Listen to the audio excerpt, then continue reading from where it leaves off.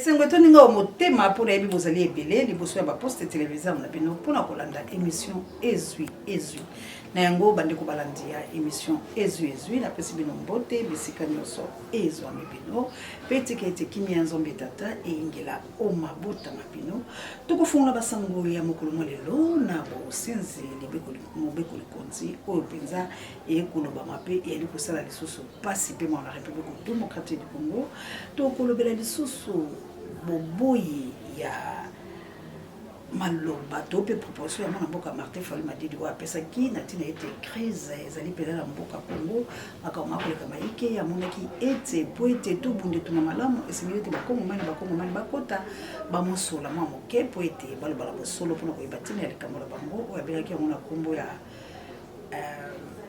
dialogue le lemba papesa ki yango abelaki yango mwa bakongo baike asalaki ba proposition de crise asalaki mwa biloko la yemiki kasi nyonso penzi ke kala bongo to pambate mona mboka Félix Antoine Tshilombo a rejeté ya biloko nyonso wana en bloc pe o biska to telemilelo to moni ete CG Kabuya koya pona ko kende bongo kozala formateur komibenga bato pona kotala likambo ya kosenza mobeko likonzi est-ce que ngonga ezali penza malamu na tina kosenza ya mobeko likonzi na biso est-ce que ndela wana nde tokoloba mapeni ni pe peuple azali koloba na tina likambo ya tali kosenza mobeko likonzi maso batikali tokolanda yango na bolai bangwa sambo la biso matondo penza l'équipe pour la télé États-Unis d'Amérique merci encore une fois na Lik Makana qui prisonnier du Jésus to pesi bon azan Autriche na mon mère de Breno na Autriche pourquoi pas à manananga na kunya de langa vraiment États-Unis d'Amérique yanga mokozi na Angleterre na boka ya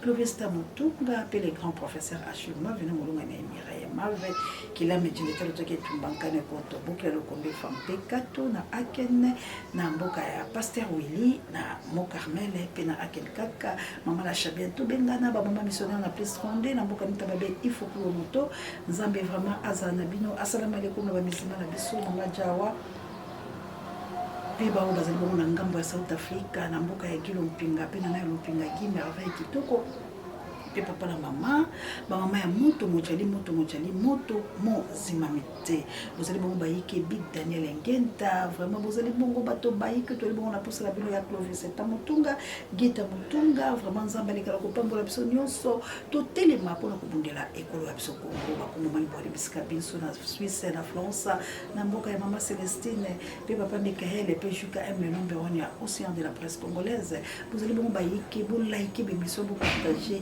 vous s'abonner le link mon la mère de Bruno na Autriche à salaka à partager à bénéfice à ko like à ko singa na bato mama dololali mama na jeune Suisse bo télé mato ebete tout ba Congo ya solo mama joli qui est na Canada na mboka lipasa na inu ya se anti live papa na ngai Alpha na mama Clarisse bo télé mato sala musalo to ba de ko sala mama te to comme déjà na phase ya suka pe shit monene ezali ko kende phase ezali ba fo ba shara phase to ko kende phase pena makasi pena mama Emeline Nzemba ya tout 12 pepe la métaux donc bien un maman numéro de la sina bunge sabo bien na na tape no benga na association comité pe maman Vitanaise et pas yo maman tete Rebecca pe maman Madeleine vraiment to benga na nano to na posa penza ya kosungana vous avez la posa ya kosungana pour mettre en molano bondia butard de bono et tailleur monsieur le comme la bino maman d'angola na mokité ni Florence ya matondo mido to pe na posa ya to sungana te biso ba so maman chakene bonoma to tele mato bundela bongo ekolo wa biso to bunda la tina ete mboka wa biso soki tokomote le mete ezali pasi bande kolongai soki tokomote le mete ezali pasi mama Eugénie Zemanga soki tokomote le mete pasi papa Valérie Petelo papa la ngai président Valérie Mangituka to ba bala komi benga mapo ete santé na ngai ezali malamu te bolinga te kela kata na to pela mona na te pambate maloba opso to lobaka to pelo lenga na biso lo beli mingi pe ba koyeba la kosala yango te alors to bito benga na président po ete la tina to sungana toza na souci ya komosungana mama bonheur na ngai to na souci to mosungana biso banso bisika biso ezo biso bakongo mali botele mapamba te likambo ezali malamu te na kolokota mo maloba moke ya mona mboka président ya parti politique ADD Congo mona mboka Prince Penge auti ko mobwaka mo ambela moko ya malamu koloba ete tango ekoki tango ekoki bon retour à président Martin Fayulu Madidi ou à Sedia Kumuzonga na kati ya République démocratique du Congo akeleki mo mosala kabo ya kopepsa mo ba vidéo na ebisika okende moi kosola kana bato kuna na États-Unis d'Amérique.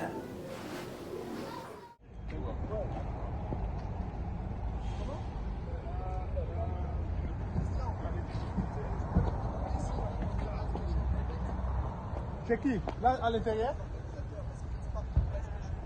Ok. Je vais demander. Tutu, identifier les gars où ils font nos kipo na kini ba tutu basa direct à partir na ngai. Na kati? Oui, parce que il fait non ezaka na kati non? Non, il faut aller na la kati pour ça c'est sûr.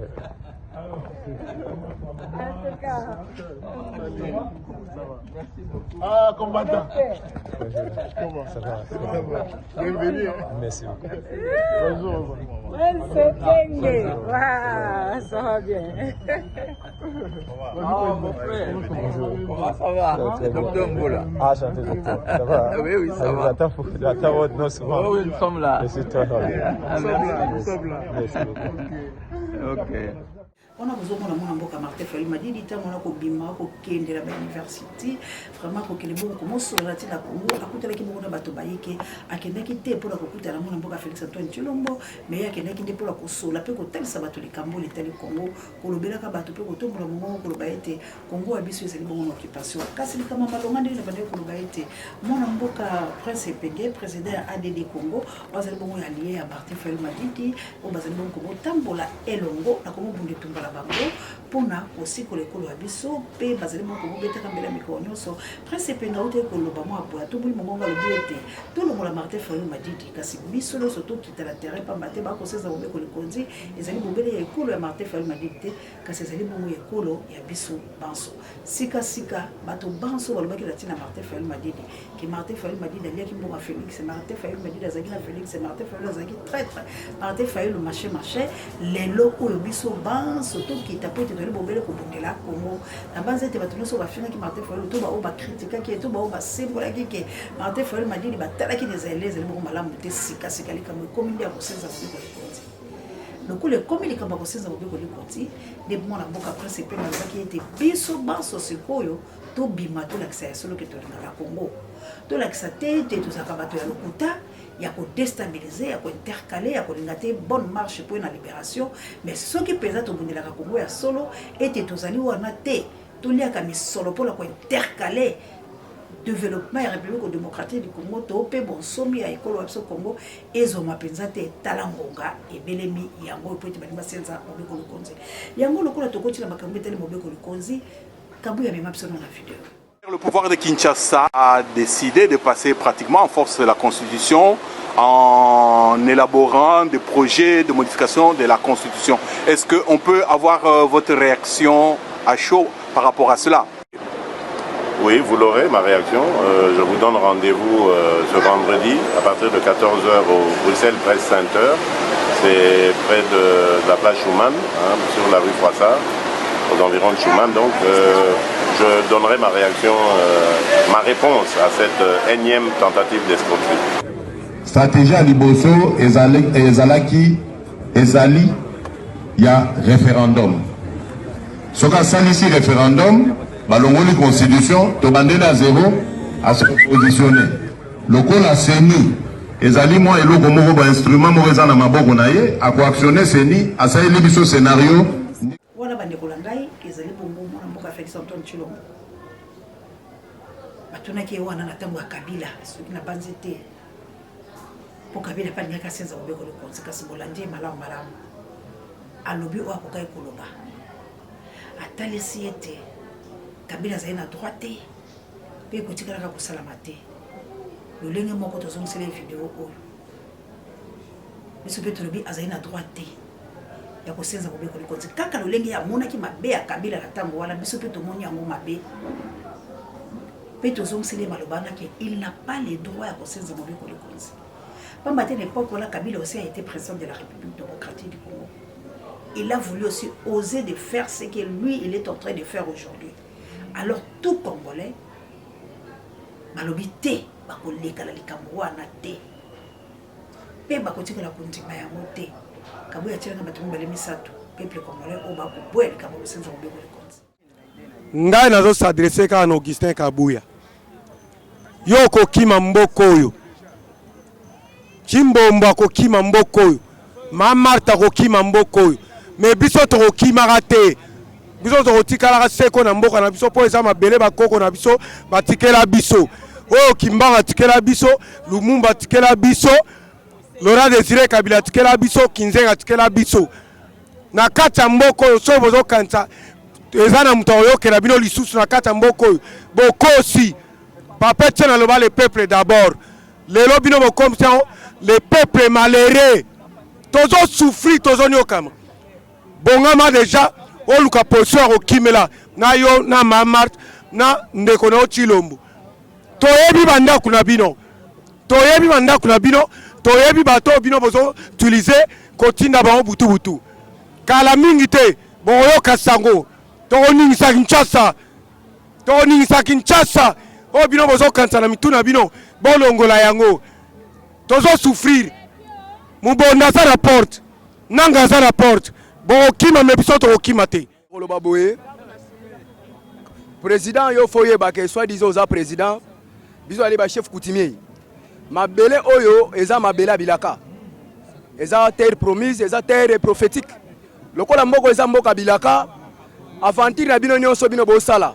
Boye ba ke non lokola Congo eza mboka bilaka. Mobutu abetaki tolo na mboka oyo alobaki belé. Mais ka mwana muke abengana kiye soki père spirituel oyo abotaki biso akoya pese biso imine na solane la Zairoise. Lelo tokunda na mboka mupaya. Nonero papa botela biso soki akufi tokunda ye na honneur. Mais tokundi Mobutu en tant que père na biso na mboka mupaya. C'est tout comme yo. Lokola biso ba chef coutumier to bandi ko nyonga. Masangu nguya na biso, nguba nguya na biso, nyonso eza biso. Mais cette fois-ci faut yeba ke lokola zoko ignorer que Congo eza mboka bilaka. En tout cas peut-être loko suka pe kuna. Koya wate po soko yeba ke miniso partout ezali. Soko boyi na yo ndima ke suka na yo yango yo. Po Congo eza mboka bilaka. Merci. Bomoni ete likambo wana ekosimba te pamba te ngonga oyo tozali na yango ekosimba te mpola nini ngonga oyo biso tozali nango sika ezali ngonga te ya kosenza mobeko likonzi ezali ngonga ya kosilisa mabe manso oyo bazali kosalama na république démocratique du Congo ezali ngonga ya komoboya bosoto nyonso bato bapaya bakoteli biso ape bazali kosala biso botana oyo likambo lokola évasion ya prison makala likambo monene ndenge wana baviole babomi kasi procès nango ezali kosalama te toyebi te banani babukaki banani bakotaki sikoyo tozali kozongisela likambo ezali nde makambo ya gouvernement pamba te sika biso tosuki tozwi yango te toye komona ete ezali jeu théâtre créé par le gouvernement congolaise pour distraire bato babimisa barwandais oyo bazalaki na kati ya prison mpo batie bango panze likolo to nzimela bato balobi mpo mama oyo mpe alobaki yango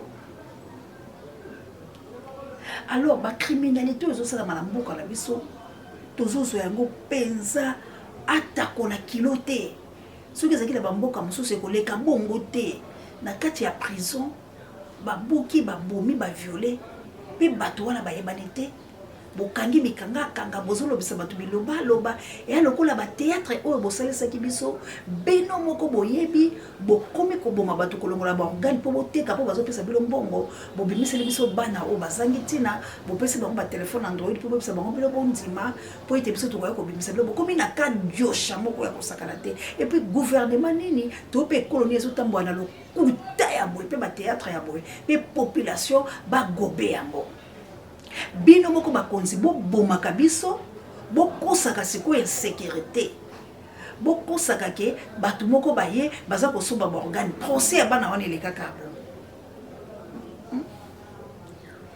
oyo mboka nini aujourd'hui ezali mabe te kobimisa bato na boloko mais tala lolenge mesure de grâce yango eyeli fils mokoko jete sali nazalaka nanga d'accord na biloko na ye te mais par rapport à likambo nde nazala fils mokoko esika moko po fils mokoko a raisonné lobi te biloko baboyaki yango balobi bokoki kobimisa mutu boye bato boye te mpo tala eloko yebimiseli bato ezali kitoko me balingi badestabilize etumba ya mwana mboka tala lelo kuluna ezongi pe bokati machete pe miyibi na lolenge moko ya kosakana te. Fils moko a dit ça tout. Alobi eloko baboya ke koma boye. Alors bo pesi biso bolamu na nkasa.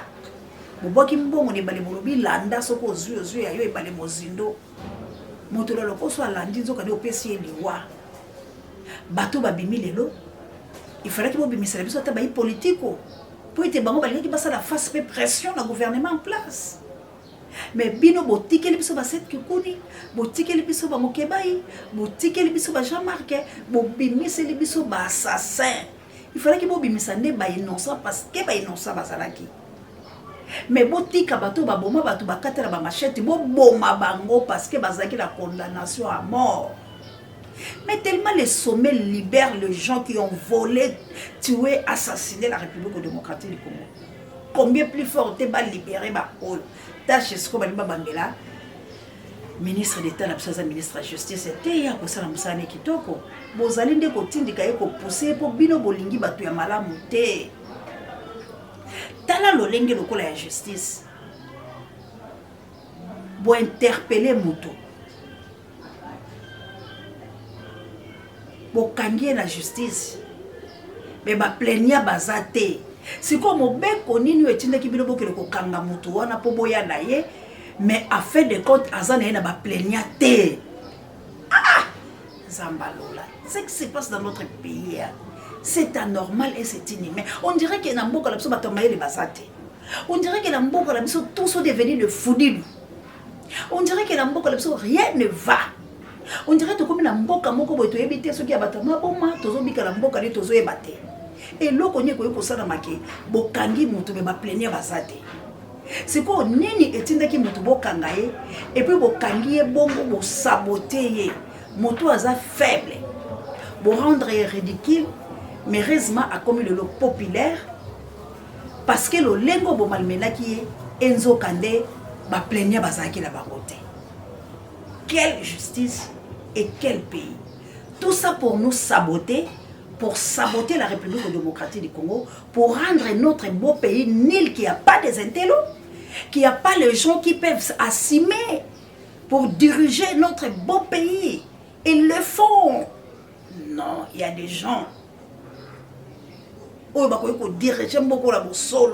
Si on a les bandes en boca, et c'est là que ça incapacité à nation, il y a mon lelo tous sont à la bombe pour passer le baquet bango va congolais bazo ko kate ko diriger mboka la bango.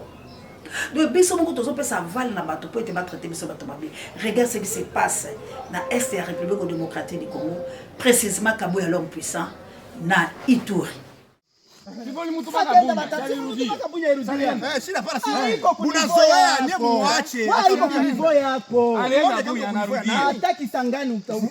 je vais exécuter l'ordre. Point barre. Arrestation Pascal Naoui. Biko recherché par la justice. Mandat d'amener.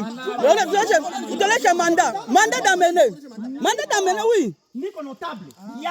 Chef de chefferie quoi pas chef huyu utamuonesha nini mama manda hapo chefferia babila hapo chefferia babila hapa iko kule ngambo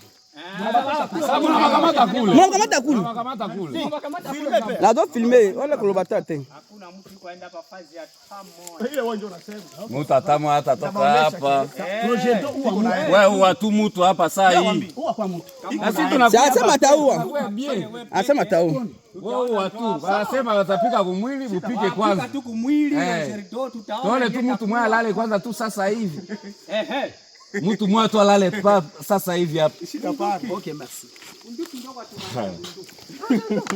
unatumania bunduki bunduki ngapi na ikala inaanza maneno kunivoya Baranger ngapi baisha kufa banaingia bulongo huyu tunaiwa banaacha bajina yabo wao hata fa nini merci c'est bon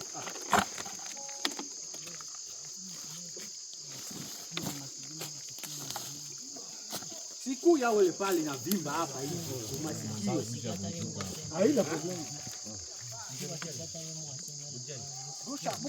banu torturer grave torturer na tubali na kwa hiki aziaka bora uzo msusu wakati msusu kana uzo msusu alhamdulillah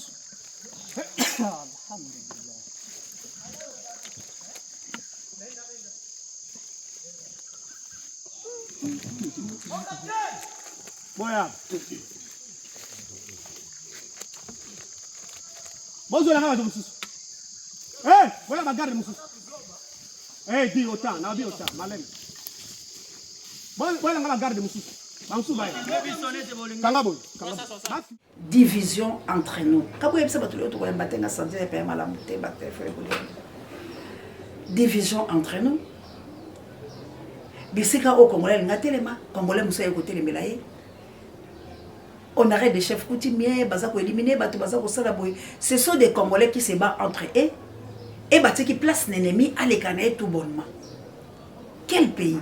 Makambo la somona ça m'ira malade, ça m'ira un peu folle, je deviens folle parce que nous avons examiné est-ce que vraiment les gens comprennent qu'il y a un danger chez nous? Est-ce que les gens comprennent qu'on nous tue?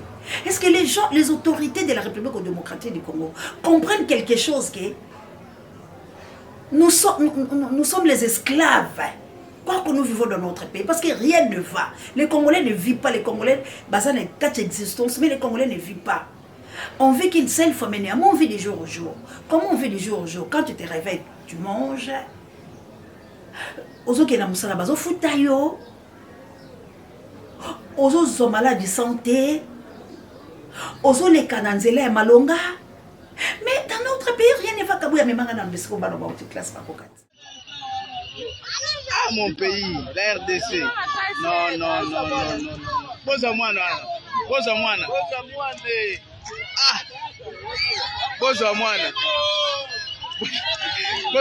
Non. Ah mon pays.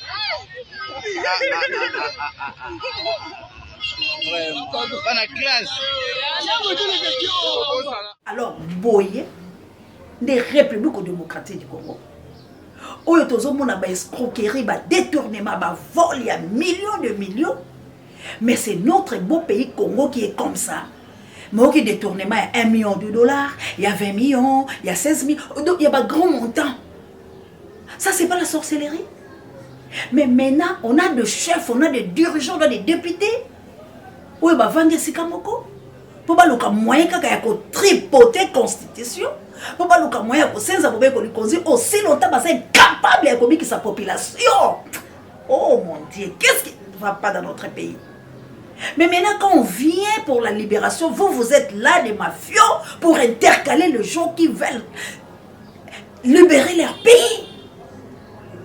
Vous êtes là pour intercaler parce qu'on vous donne de miettes. Beaucoup c'est le bon makambo, beaucoup comploter contre Bango. Parce que Bino Bolingika, Bino Bozala. Est-ce que ça c'est la République démocratique du Congo? Est-ce que ça c'est un pays qu'on détourne de millions de dollars? C'est le pays là? Mais ça c'est quoi ça? Qu'est-ce qui ne passe? Qu'est-ce qui se passe dans notre pays? Aux têtes de dirigeants de ces pays? Ça c'est un pays qu'on détourne de millions de dollars? Non. Ça c'est plus qu'un assassin.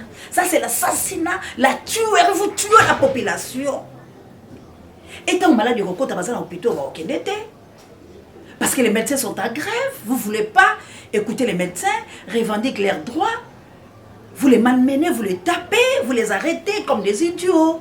Les enseignants aujourd'hui, c'est chaotique dans notre pays.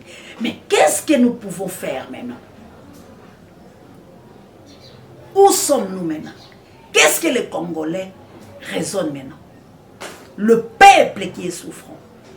Vous les opposants, vous êtes divisés entre vous. Vous qui êtes censés d'être unis pour sauvegarder le patrimoine. Mais maintenant, vous tous les yeux ouverts vers Martin Fayulu Madidi. Mais maintenant, laissons Martin Fayulu Madidi à côté. On suppose que Martin Fayulu Madidi a échoué. Selon vous. Maintenant, laissons le président Martin Fayulu Madidi calme. Maintenant, nous-mêmes qui est les Congolais souffrants, parce que Martin Fayulu Madidi ne souffrait pas. Martin Fayulu a ses enfants à l'étranger. Maintenant, nous, les Congolais, entre nous, Cherchons maintenant les voies et moyens pour la liberté et pour libérer notre patrimoine. Il ne faut pas dire qu'on avait dit avec Martin Fayulu Madidi, on avait fait ceci avec Martin. Non, non, laissons Martin Fayulu Madidi calme. Laissons président calme chez lui à la maison. Maintenant, nous-mêmes, luttons pour notre patrimoine. Tout bondé dans mboka la biso. Tout tika Martin Fayulu pela kimia afingami ayokami anyokwami abimi abundi azuba la crimagène ba betie ba bal ko tobola bani nae tout ça m'tapesi merci té to longoli na biso Martin Fayulu Madidi que personne cite le nom de Martin Fayulu Madidi à date d'aujourd'hui. Maintenant biso to bunda face à makambo bazo sa la biso. To bunda face à makambo bazo sa la biso. Biso tout autre monnaie que Martin Fayulu Madidi azabiete. Maintenant c'est le moment na la tibilo biloko ezo sala ma complot oyo, balkanisation oyo, buzoba oyo kindoki oyo nyoso ya mabe oyo. To bunda na totala soki tokokoka ko libérer mboka la biso. Na on est là c'est ce que Dieu vous bénisse. Merci na Kabouya l'homme pour son échange par l'équipe qui gagne. Merci na Papa Dieu directeur recherche stratégique et personnel sango no konspare be biso na biso nyonso to sanga na liboki pour nous libérer Congo. La patrouille la mort nous fait croire la perte doit quitter nos esprits. Ingeta.